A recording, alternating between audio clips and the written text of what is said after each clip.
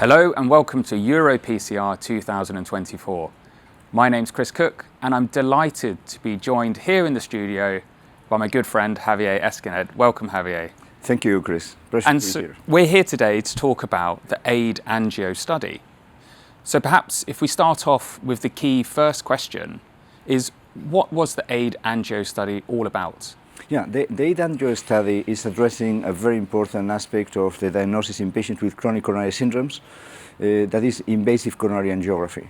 So still, nowadays in 2024, invasive coronary angiography at the worldwide level continues being the most used technique for diagnosis in these patients in chronic coronary syndromes.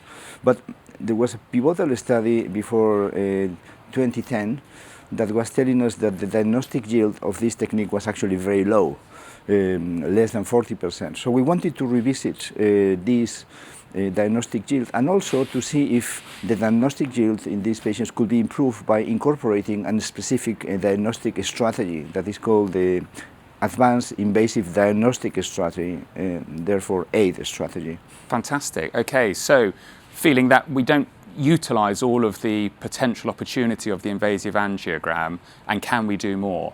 All right, so how did you conduct this study?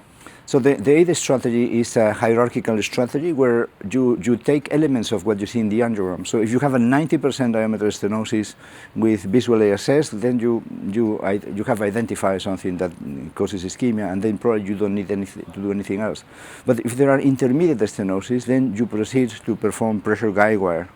And if it is significant, then you have found also, a more better picture of obstructive coronary artery disease. Now, if intermediate stenosis are non-severe with FFR or RFR, or if the coronary arteries are devoided, free of stenosis, then you proceed to functional coronary testing using acetylcholine testing, measurement of coronary flow reserve, and IMR using bolus thermodilution.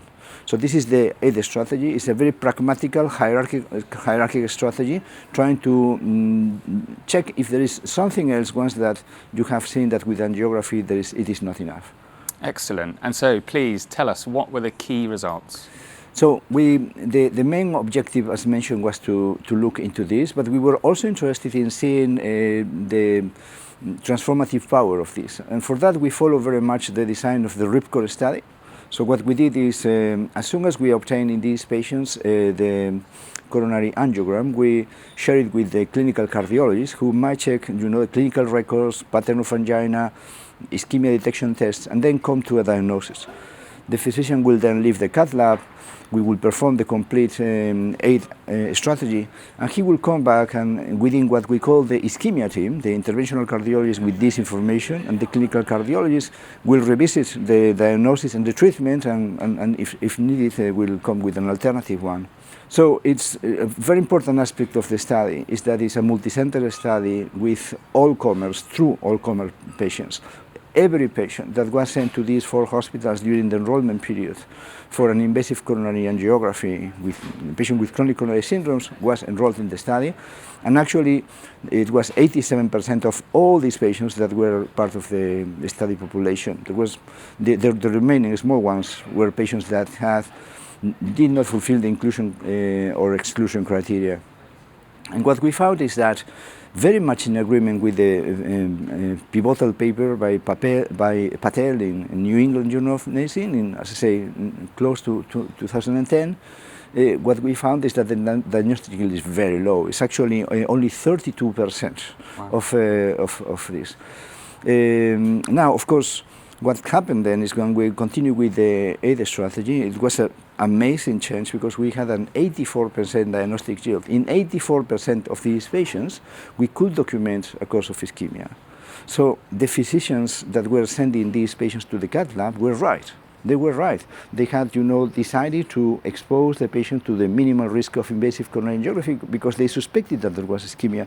But you needed to check this because, and this is one of the most amazing findings of the study, because the prevalence of ischemia of non-obstructive causes, what we call INOCA, was much higher than the obstructive disease itself. Wow. So that means that in total, the technique contributed to increase the diagnostic yield of this invasive procedure by 2.6 times. Fantastic. Well, thank you very much for sharing these key facts with us about the AID-ANGIO study, and congratulations to you and the team. So there we have it. We've demonstrated the feasibility, the safety, but perhaps most importantly, the increased diagnostic yield of performing invasive functional testing ad hoc as part of the management of patients with chronic coronary syndromes.